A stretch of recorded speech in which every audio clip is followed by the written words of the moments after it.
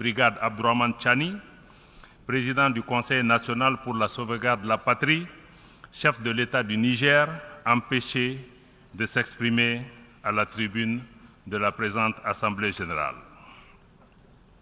Avant tout propos, je voudrais renouveler la compassion des autorités et du peuple du Mali aux autorités et au peuple du Maroc, de la Libye, de la Turquie et de la Syrie suite aux catastrophes naturelles qui ont endeuillé ces pays frères. Monsieur le Président, la paix et la sécurité restent la priorité des populations du Mali et du Sahel.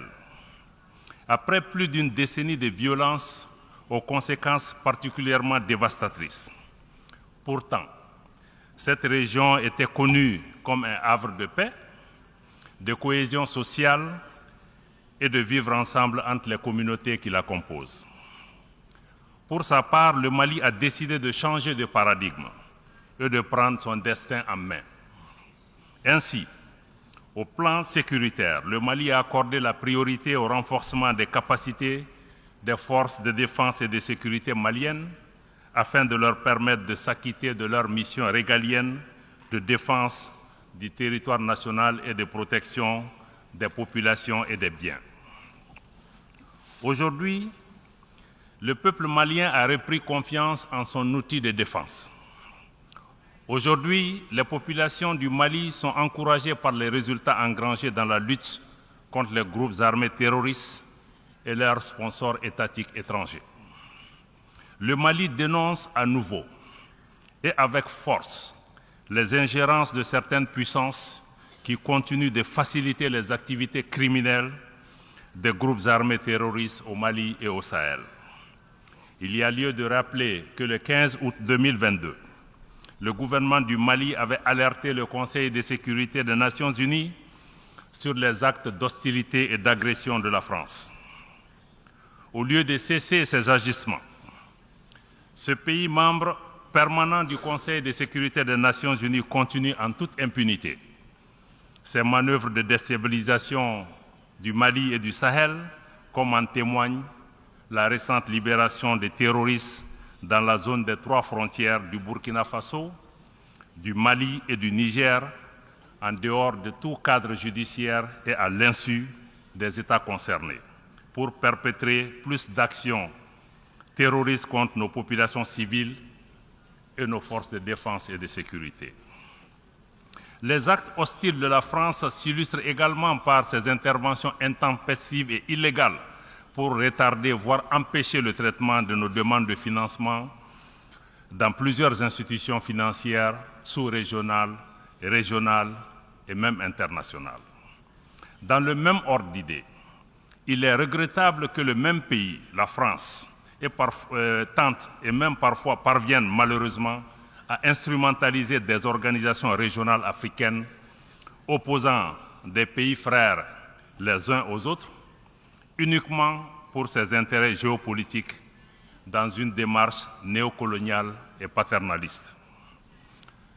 Monsieur le Président, le Mali est conscient du fait que l'action militaire seule ne suffit pas pour enrayer de manière durable les défis complexes liés au terrorisme et à certaines problématiques de la gouvernance du pays. C'est la raison pour laquelle le gouvernement s'est doté d'une stratégie intégrée qui comprend les réformes politiques et institutionnelles, le volet développement, la prise en compte des préoccupations spécifiques de la jeunesse, des femmes, y compris l'emploi et leur représentation dans les instances de décision au niveau local et national.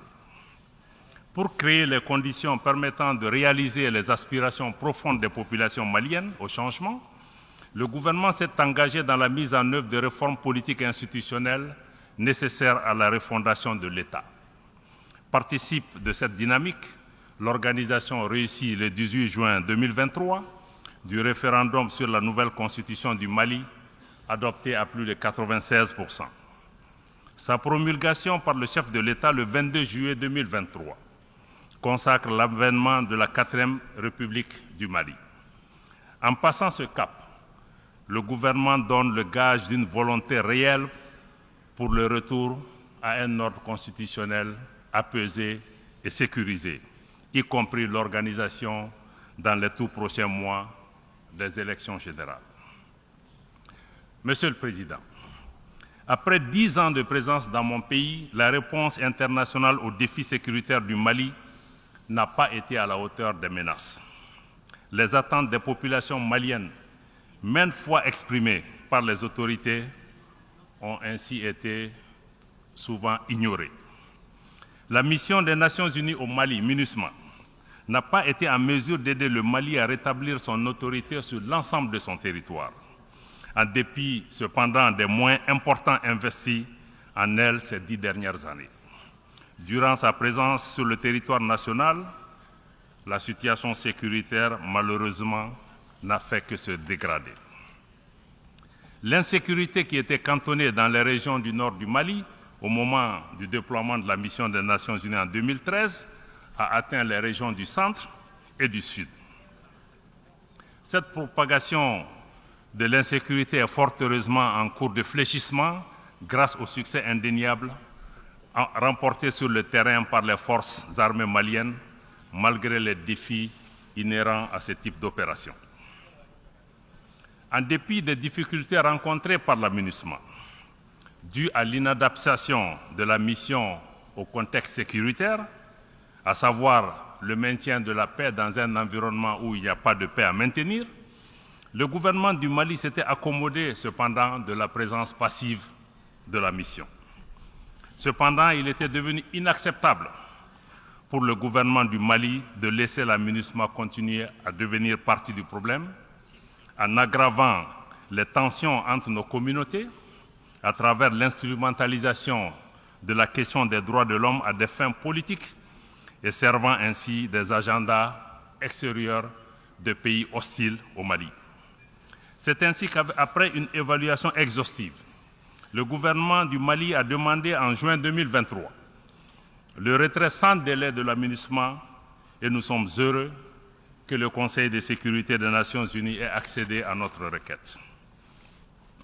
Le gouvernement du Mali travaille avec la MINUSMA en vue de son retrait ordonné, coordonné et sécurisé, et c'est dans le délai imparti du 31 décembre 2023. Conformément aux dispositions pertinentes de la résolution 2690 adoptée le 30 juin 2023 par le Conseil de sécurité. Le gouvernement de la République du Mali n'envisage pas de proroger ce délai.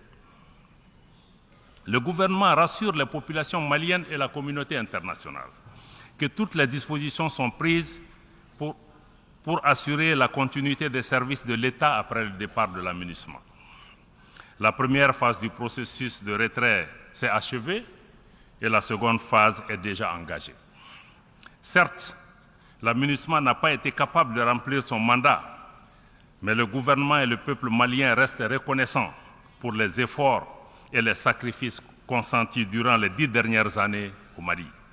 Je rends ici hommage à la mémoire de toutes les victimes, civiles comme militaires, maliennes comme étrangères tombées au champ d'honneur au Mali. Pour autant, le retrait de la MINUSMA ne signifie pas la fin de la coopération entre le Mali et l'Organisation des Nations Unies. Bien au contraire, mon pays tient à son appartenance à l'ONU et le gouvernement reste engagé en faveur des principes et des nobles idéaux de la Charte. De même, le Mali renouvelle son engagement à coopérer avec l'ensemble des États du monde qui le souhaitent et qui respectent les principes fondamentaux de la politique extérieure de mon pays. Dans une dynamique d'appropriation nationale, le gouvernement s'attelle à poursuivre la mise en œuvre efficiente et intelligente de l'accord pour la paix et la réconciliation issu du processus d'Alger avec nos frères des mouvements signataires qui le souhaitent. Nous nous réjouissons du chemin parcouru depuis la signature de cet accord en 2015, y compris l'adoption de la nouvelle constitution qui prend en charge plusieurs dispositions de l'accord, et le gouvernement a décidé de privilégier désormais le dialogue intermalien pour la poursuite du processus de paix avec les groupes signataires. Le gouvernement est conscient des défis qui jalonnent le chemin vers la paix. à l'instar de la série macabre d'attaques terroristes perpétrées sans discernement contre les populations civiles, les éléments des forces de défense et de sécurité maliennes. L'attentat sauvage et barbare contre le bateau Tombouctou et les assauts sur les camps des villes de Bamba, Gao et Bourem entre le 7 et le 12 septembre dernier illustrent la cruauté de ces groupes terroristes et criminels en bande organisée qui agressent lâchement des cibles comme les femmes et les enfants. Au nom du chef de l'État du Mali, du gouvernement et du peuple malien, je tiens à remercier toutes les nations amies et organisations internationales qui ont manifesté leur compassion et leur solidarité à l'occasion de ces événements tragiques.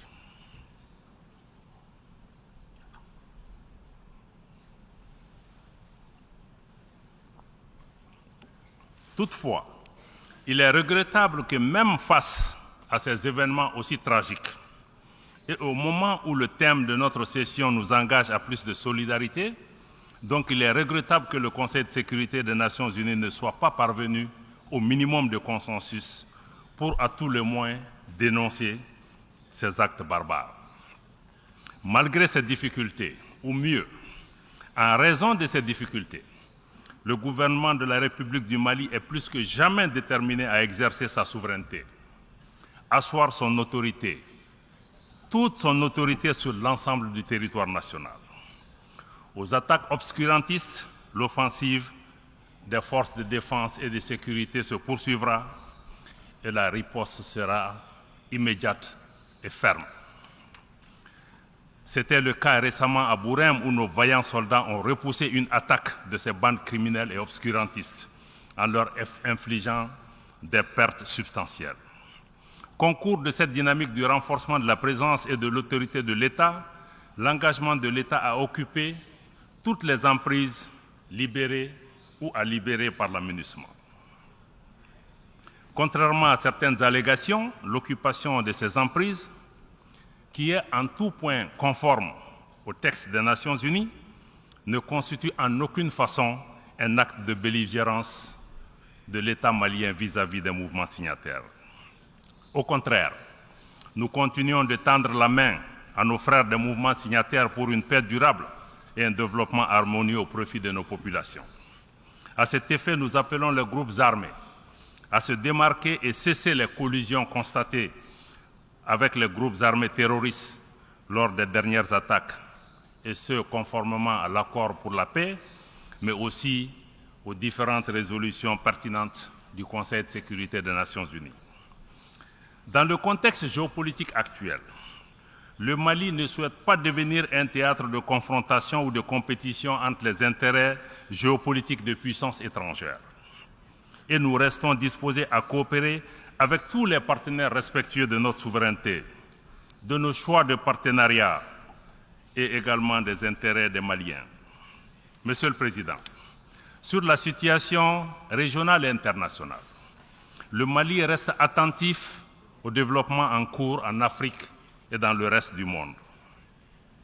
Concernant la gouvernance mondiale, le gouvernement de la République du Mali réitère son attachement au respect de la Charte des Nations Unies, particulièrement le respect de l'égalité souveraine des États et conséquemment son rejet des activités de certaines puissances à perpétuer une domination néocoloniale et à assujettir d'autres peuples, d'autres pays et d'autres nations.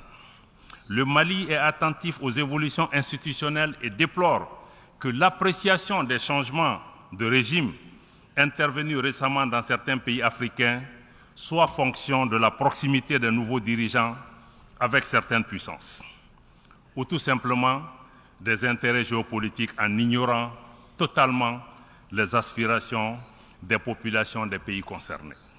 À cet égard, nous dénonçons et rejetons la politique des 2 poids, 2 mesures appliquées par certaines puissances, par certaines organisations régionales et même par certaines organisations internationales, y compris les Nations Unies.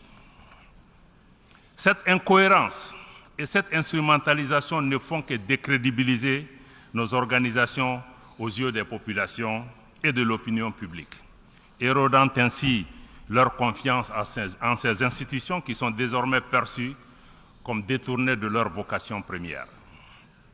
Certaines organisations sont utilisées en dehors de tout cadre légal ou communautaire comme des armes contre les pays et les populations qui y ont souscrit librement au prix parfois d'un transfert de souveraineté. Ces organisations se transforment ainsi en instruments de perpétuation et d'imposition d'un ordre colonial et hégémonique. De manière spécifique, nous suivons avec intérêt l'évolution de la situation au Niger depuis le 26 juillet 2023. Le peuple et le gouvernement du Mali réitèrent leur solidarité et leur soutien total au gouvernement et au peuple du Niger, pays frères, voisins et amis. Nous dénonçons sur le principe l'imposition de sanctions et de mesures coercitives contre un État, que ce soit en Afrique ou ailleurs. Nous dénonçons d'autant plus les sanctions lorsqu'elles sont injustes, illégales et inhumaines, comme celles que la CEDEAO et l'UEMOA ont imposées au Niger et avant le Niger, les ont imposées également à mon pays, le Mali, qui s'en est relevé. Les conséquences inhumaines de ces sanctions sont si dramatiques, je parle des sanctions au Niger, que le secrétaire général adjoint des Nations Unies aux affaires humanitaires et coordonnateur des secours d'urgence a dû écrire au président de la commission de la CEDEAO une lettre l'interpellant sur la nécessité d'un allègement de ces mesures. Je dois rappeler que même dans la guerre qui a opposé l'Irak aux États-Unis, un couloir humanitaire a été ouvert pour permettre d'approvisionner le peuple irakien. Comment se fait-il que nous qui sommes dans ces organisations fondées sur la solidarité, sur la fraternité, nous puissions punir nos propres voisins, nos propres frères, en les empêchant d'avoir la nourriture, en les empêchant d'avoir des médicaments. Par ailleurs, le Mali reste fortement opposé à toute intervention militaire de la CEDEAO aux conséquences désastreuses pour le Niger, mais aussi pour l'ensemble de la région. Toute intervention militaire au Niger, j'allais dire toute agression, toute invasion de ce pays, constitue une menace directe à la paix et à la sécurité du Mali, mais aussi à la paix et à la sécurité de la région et aura nécessairement des conséquences sérieuses. Nous ne resterons pas les bras croisés. Il est primordial d'éviter de reproduire les graves erreurs d'un passé relativement récent. Il vous souviendra qu'en 2011, en dépit de l'opposition ferme et des mises en garde des dirigeants africains, le Conseil de sécurité des Nations Unies a décidé malheureusement d'autoriser une intervention militaire de l'OTAN en Libye, dont les conséquences ont déstabilisé durablement ce pays frère et l'ensemble de la région. Cette guerre de l'OTAN en Libye est à l'origine de l'expansion du terrorisme et de l'extrémisme violent dans la région du Sahel, avec son lot de victimes innocentes et de destruction. C'est pourquoi nous ne nous lasserons jamais de rappeler cette responsabilité internationale dans la tragédie humaine que vivent la Libye et les pays du Sahel depuis cette intervention. Aussi, au nom de toutes les victimes de 2011 à aujourd'hui, des dizaines de milliers de morts, des millions de personnes déplacées et réfugiées, nous réclamons justice, nous demandons réparation. Mais surtout, nous demandons que la communauté internationale assume ses responsabilités et tire toutes les conséquences de cette intervention militaire hasardeuse des grandes puissances dans un pays tiers. Il est crucial d'éviter de reproduire au Niger les erreurs commises en Libye et qui sont justement à l'origine de la dégradation de la situation dans toute la région du Sahel, y compris au Burkina Faso, au Mali et au Niger. Ceci est essentiel pour rétablir la confiance entre les nations, comme c'est le thème de notre session. Monsieur le Président, les multiples défis à la paix et à la sécurité internationale appellent à la réforme de l'architecture dédiée des Nations Unies.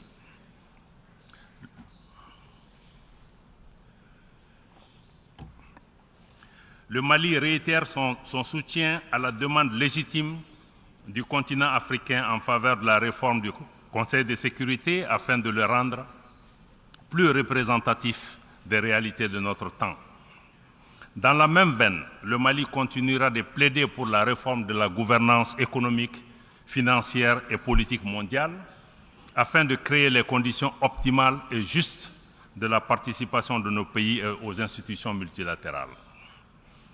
Dans cette dynamique, le Mali réaffirme le rôle central que l'Afrique doit jouer au sein des institutions et des organisations internationales. À cet égard, le Mali salue l'ouverture de l'Alliance des BRICS à de nouveaux États, y compris des États africains. L'Alliance des BRICS et ses mécanismes, y compris la banque, offrent une alternative flexible et adaptée aux besoins de développement des pays du Sud global. Dans le même ordre d'idées, l'élargissement récent du G20 à l'Union africaine est un signal encourageant mais pas suffisant. Il est important que la participation de l'Afrique à d'autres forats internationaux s'intensifie au nom de la justice et de l'équité. Les changements climatiques constituent une menace réelle pour les générations présentes et futures. Nous devons avoir le courage de sortir du dogmatisme ambiant et des jeux d'intérêts étroits concernant cette problématique. À cet égard, le temps est venu de mettre effectivement en œuvre les décisions de nos sommets et de nos COP. Il est plus que nécessaire que les pays à l'origine du changement climatique assument leurs responsabilités pleines et entières, y compris celle de soutenir les efforts des pays du Sud pour un développement respectueux de l'environnement. Monsieur le Président, je voudrais rappeler que l'Organisation des Nations Unies a été créée en 1945, comme vous le savez, essentiellement pour préserver les générations futures du fléau de la guerre. Ce noble objectif prescrit par la Charte des Nations Unies est loin d'être réalisé. Mieux, les tensions géopolitiques actuelles et les conflits multiples dans le monde constituent des motifs réels d'inquiétude pour le multilatéralisme, la coexistence pacifique et le développement harmonieux. Faisons une pause dans la rhétorique de l'intimidation, de la menace et de la guerre. Comme le thème de cette 78e session nous y invite, travaillons ensemble à rétablir la confiance et à raviver la solidarité mondiale. Osons des réformes qui permettent de construire un monde où chacun compte, un monde où personne n'est laissé de côté. Ensemble, travaillons à mettre en place des mécanismes internationaux efficaces, équitables et inclusifs, permettant de régler les crises et non de les encourager ou même, dans certains cas, de les entretenir. Victimes directes de l'ingérence persistante de certains pays dans leurs affaires intérieures, les populations du Mali et de plusieurs États du Sahel continuent, hélas, de vivre les conséquences tragiques des crises multidimensionnelles imposées et entretenues par ceux qui, paradoxalement, viennent donner des leçons de démocratie ou de respect des droits humains. Dans la mise en œuvre de la vision du chef de l'État pour l'émergence d'un Mali nouveau, libéré de toute domination extérieure néocoloniale, le gouvernement de la République du Mali est honoré de compter sur des partenaires sincères, sur des pays qui valorisent les relations d'égal à égal dans le respect mutuel. À cet égard, je tiens à adresser une mention spéciale à la Fédération de Russie pour sa solidarité agissante et un engagement fiable tant sur le plan bilatéral que multilatéral. Le Mali demeure engagé pour le renforcement des mécanismes régionaux et sous-régionaux africains qui défendraient véritablement et prioritairement les intérêts des populations africaines. Fidèle à sa vocation panafricaniste, réaffirmée dans toutes ses constitutions successives, le Mali réitère son adhésion à tous les mécanismes de sécurité collective pertinents, notamment ceux dans lesquels le leadership africain est affirmé, mais aussi dans lesquels l'instrumentalisation est rejetée et combattue. C'est tout le sens de la création, le 16 septembre 2023, de l'Alliance des États du Sahel par le Burkina Faso, le Mali et le Niger par la signature de la charte du Liptako-Gourma.